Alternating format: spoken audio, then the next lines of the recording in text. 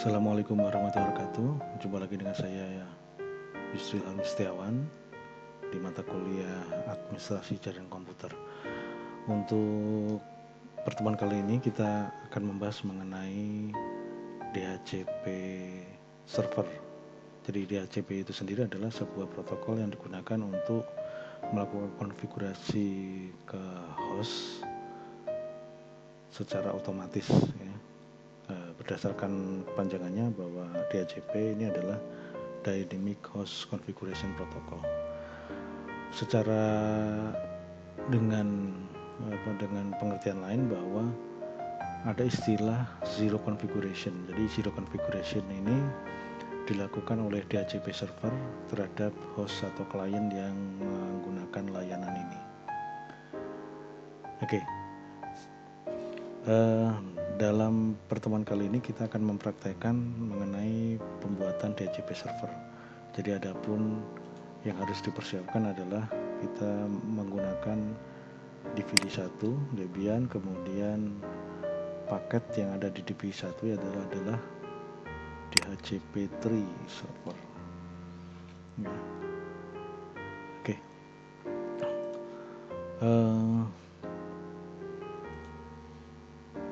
Skenarionya adalah, jadi kita akan membuat dua buah PC, yaitu PC server DHCP dan klien C. Klien C ini adalah klien yang nanti akan memanfaatkan layanan DHCP, yaitu IP secara otomatis dari DHCP server. Sementara DHCP server ini sendiri adalah server yang digunakan untuk memfasilitasi pembuatan IP secara otomatis. Sebenarnya kalau kita bicara mengenai IP ya, nanti klien itu akan juga memperoleh DNS ya, DNS, layanan DNS ya, sehingga kemudian dia dapat melakukan akses menggunakan atau melakukan query menggunakan nama domain. Nah, untuk itu maka dalam praktikum ini saya akan melibatkan DNS server ya, dan layanan yang nantinya akan memanfaatkan DNS ini adalah salah satu adalah HTTP server. Jadi kita masih menggunakan hasil praktikum pada pertemuan sebelumnya, yaitu HTTP server dan DNS server. Jadi kita buka aja.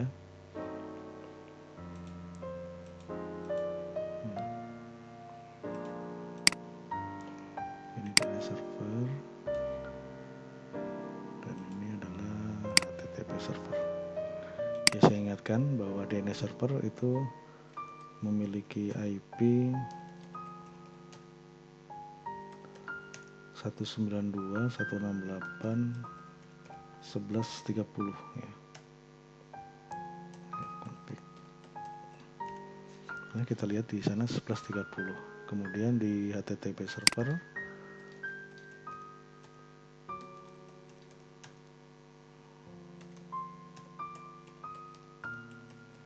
kita memiliki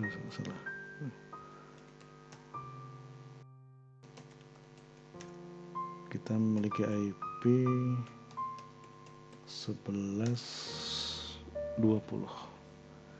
Ya, ini nanti akan kita gunakan sebagai target untuk mengimplementasikan atau melakukan pengujian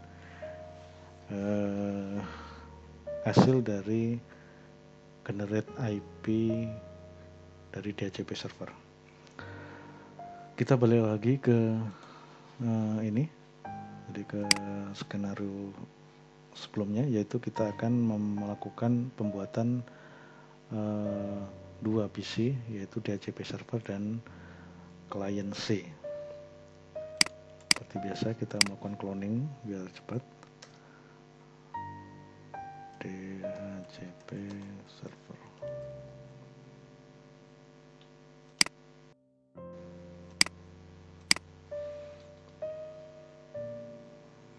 Ya. terbentuk. Kemudian satu lagi kita akan melakukan cloning untuk pembuatan klien C.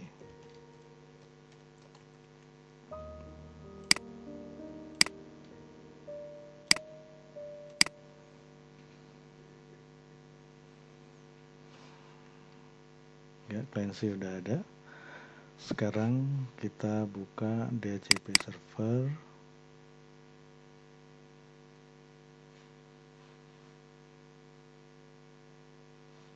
Dan klien C.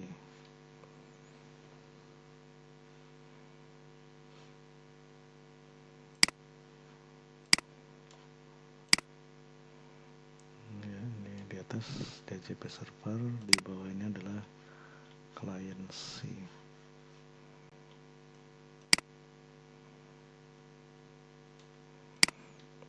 Kita buka untuk DHCP server.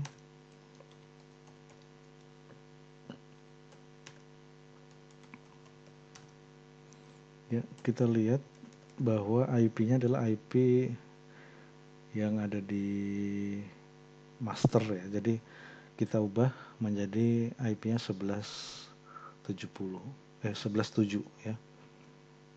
Kita masuk ke etc network interfaces.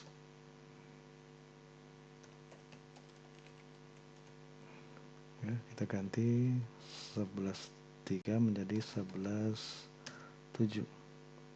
Ctrl X, Y enter, lalu kita restart networknya.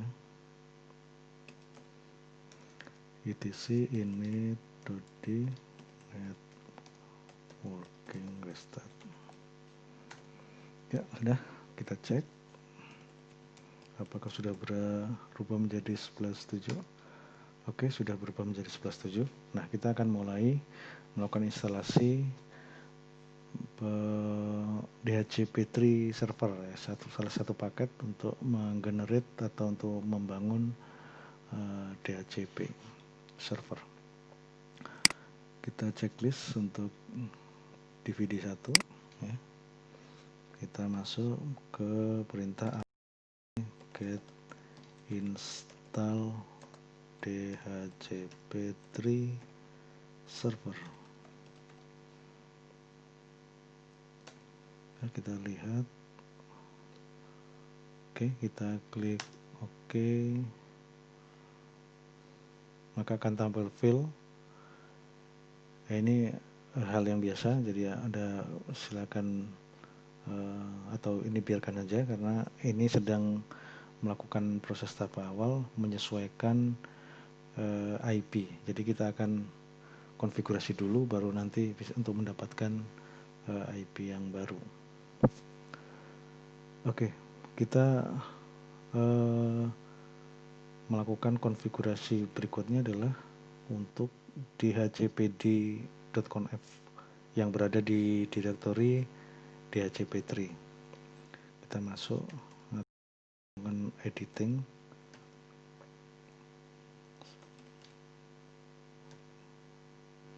DHCP3. Nah, kita akan lakukan editing dhcpd.conf.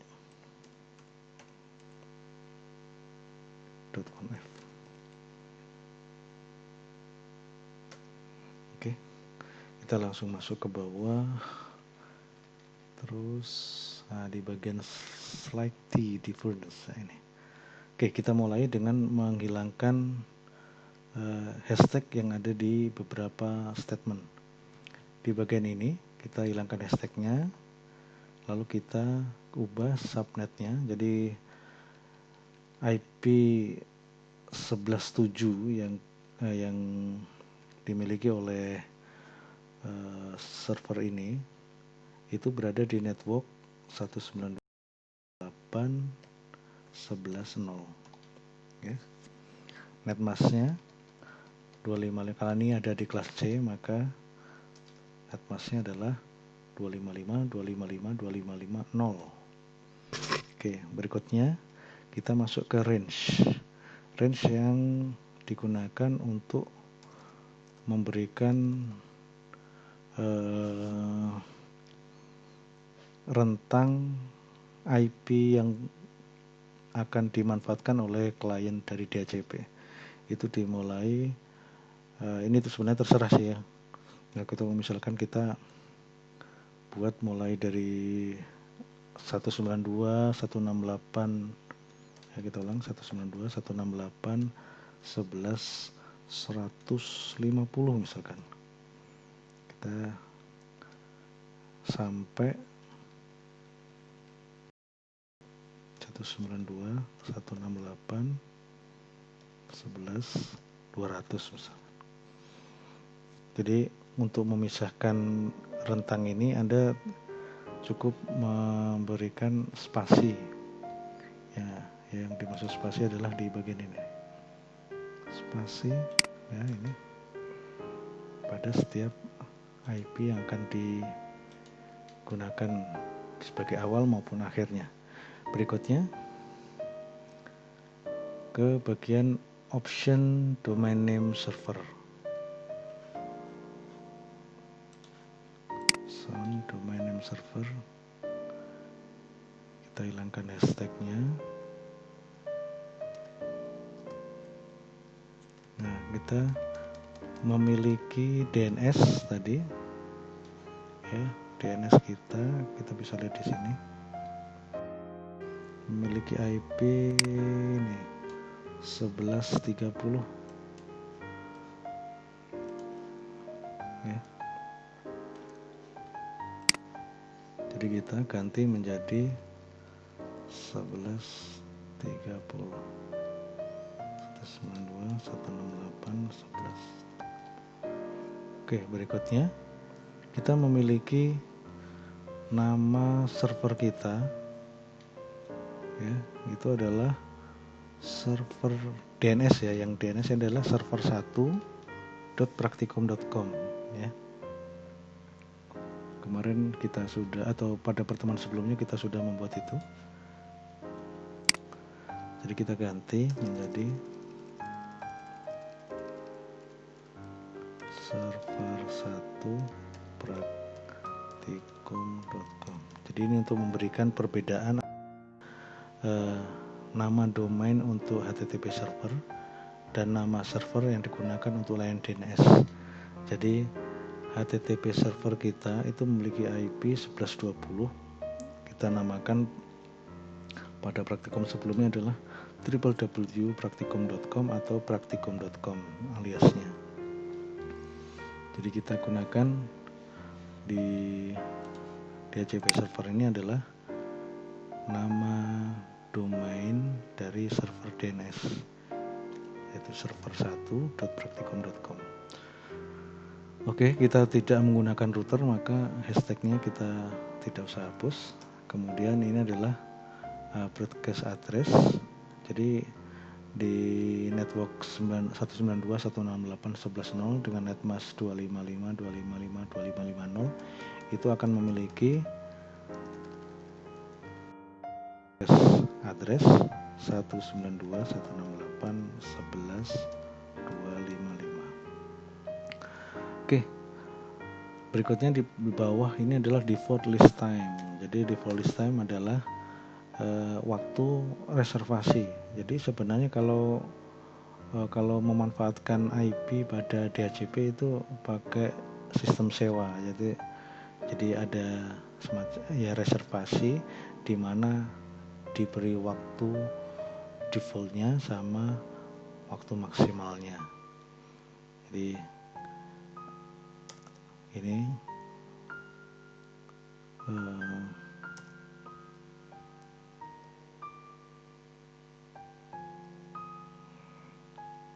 oke, jadi maksimal list time 7.200 detik.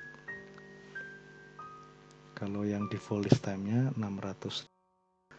Oke, jadi yang terakhir untuk kurung tutupnya ini kita buka hashtagnya. Oke, saya kira itu. Kita langsung simpan. Ctrl X, Y, Enter. Ya. Berikutnya satu lagi kita akan menentukan. Jadi di dalam sebuah perangkat komputer atau sebuah komputer itu bisa aja dia memiliki beberapa interface gitu. Misalkan ada 2 interface seperti router ya kan, bisa lebih dari satu itu. Jadi bisa dimungkinkan di dalam router itu ada DHCP server. Atau kalau di sini kan DHCP server berdiri sendiri nih dan belum ada router. Jadi kita akan tetapkan interface mana yang memberikan layanan DHCP ini. Oke, kita mulai dengan melakukan editing pada DHCP server di bagian defaultnya ya, directory defaultnya. Oke, pico /etc default ya,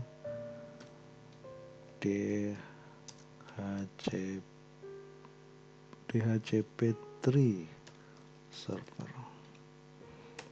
Oke, di bagian interfaces ini kita isi ETH0, jadi Ethernet 0. Nah, kita memang punya satu interface saja ya yang akan men-sharing atau memberikan layanan DHCP, yaitu di ETH0. Ctrl X, Y, Enter. Berikutnya kita akan restart layanan DHCP3 server dan perintah etc ini.d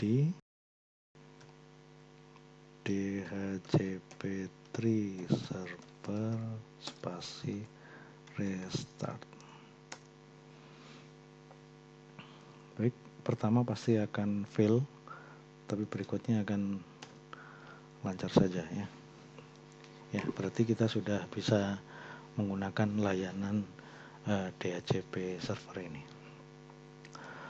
Berikutnya kita akan coba di client C ya, client C. Kita masuk di client C.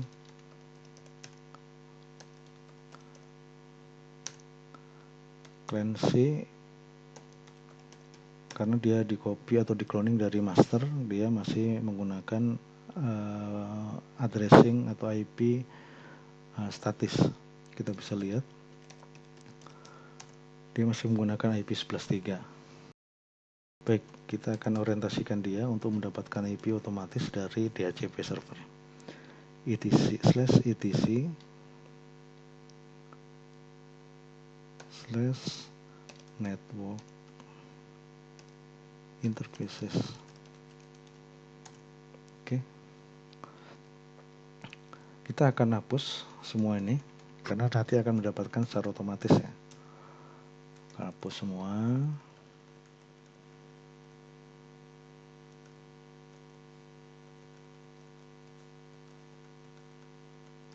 Nah, static kita ganti menjadi DHCP. Oke, kita simpan, Ctrl X, Y, Enter, kemudian kita restart untuk mendapatkan impact dari penggunaan si DHCP. etc ini.d networking restart.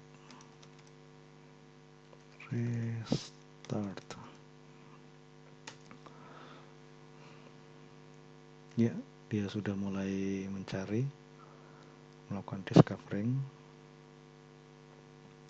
Ya, udah berjalan. Kita cek sekarang ifconfig. Nah, nampak di sana. Jadi client C akan mendapatkan IP 11.150. Ya, di 11.150. Ya, berarti ini sudah berhasil. Sekarang kita akan cek untuk dia bisa membaca DNS enggak gitu. Oke, saya ingatkan lagi bahwa di dalam kinerja DNS server bahwa PC yang melakukan PC ya, sekali lagi PC yang melakukan query terhadap DNS itu disebut dengan resolver. Jadi yang disebut dengan resolver itu ini nih. Jadi klien C ini ada resolver. Ya. Maka di resolver ini, jadi nanti kinerjanya adalah IP. Ya, jadi klien ini dia melakukan discovery, kemudian mendapatkan IP-nya, ya. Setelah itu kemudian dia sekaligus mendapat DNS. Nah, jadi ada komunikasi sebenarnya dari DNS ini ya. DNS ini komunikasi ke sini, kemudian ngasihkan informasi ke resolver, ya. Dan setelah itu dari resolver dia akan langsung mencari informasi siapa sih misalkan domain praktikum.com itu, ya. Jadi pengumpulan informasi pertama itu di HCP server, ya. Meskipun requestnya pertama emang dari sini nih. Jadi request pertama, kemudian dari DHCP servernya emang sebelumnya dia sudah melakukan komunikasi dengan DNS, ya, dan informasi itu, ya, informasi itu akan disampaikan di sini.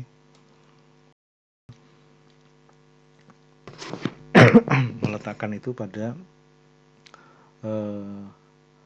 DHCPD tadi. Di DHCPD kan ada setting server DNS ya, gitu ya.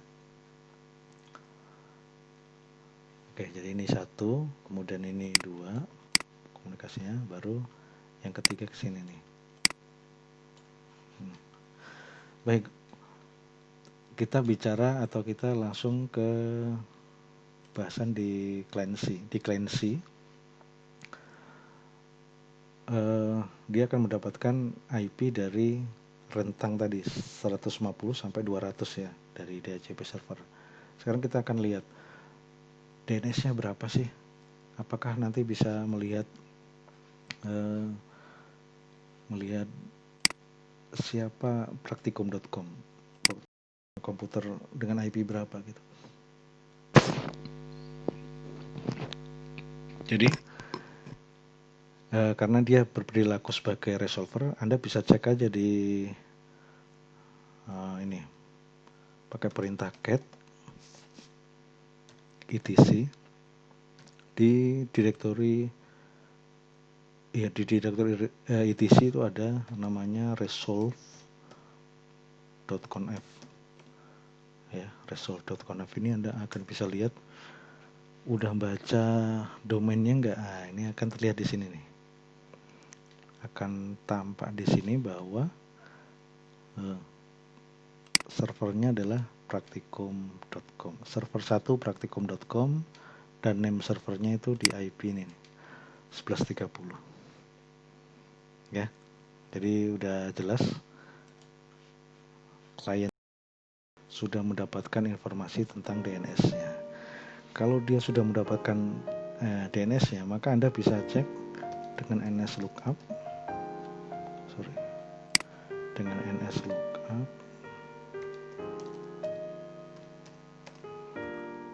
di nama domain apapun yang sudah Anda buat sebelumnya di DNS server. Waktu itu di pertemuan sebelumnya itu ada mail.praktikum.com, ada data.praktikum.com, ya. Nah, coba misalkan Anda ke mail atau praktikum.com dulu. Praktikum.com itu adalah HTTP server, ya. Praktikum.com. Maka akan tampil di situ bahwa praktikum.com itu adalah 1120. Ya, maka Anda bisa melakukan ping .com. Nah, ada replay ya. Begitu juga dengan data.praktikum.com itu untuk FTP ya. Lalu mail.praktikum.com itu untuk mail server Anda. Ya. Oke, saya kira itu untuk pengujian di klien Linux, kita akan ke klien Windows. Anda buka CMD ya. Pastikan bahwa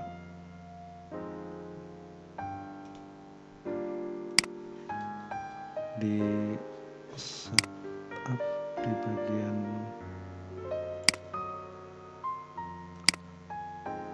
adapter Anda itu udah Anda kondisikan untuk melakukan obtain an IP address automatically.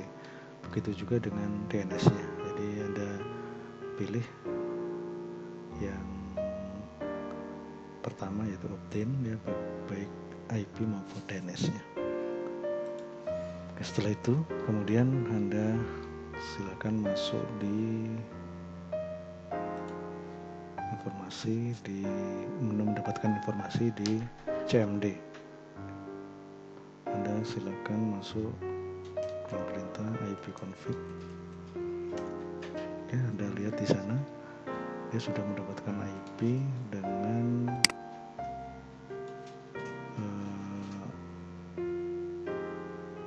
IP 192.168.11.150. Oke. Jadi kalau kita sudah mendapatkan connection spesifik DNS traffic-nya itu di server DNS, maka otomatis di komputer ini dia akan bisa membaca nama domainnya, yaitu dengan perintah nslookup seperti yang kita lakukan pada komputer Linux tadi ya, praktikum.com. Nah, ambil di sini nama servernya, kemudian nama praktikum.com. Kalau kita pengen lihat mail praktikum.com, kita sudah kondisikan pada praktikum sebelumnya, dia memiliki IP 1160. Karena tadi yang aktif adalah IP 11 ini ya, 1120 ya, yaitu HTTP server. Kita coba ping praktikum.com. Oke, jadi bisa.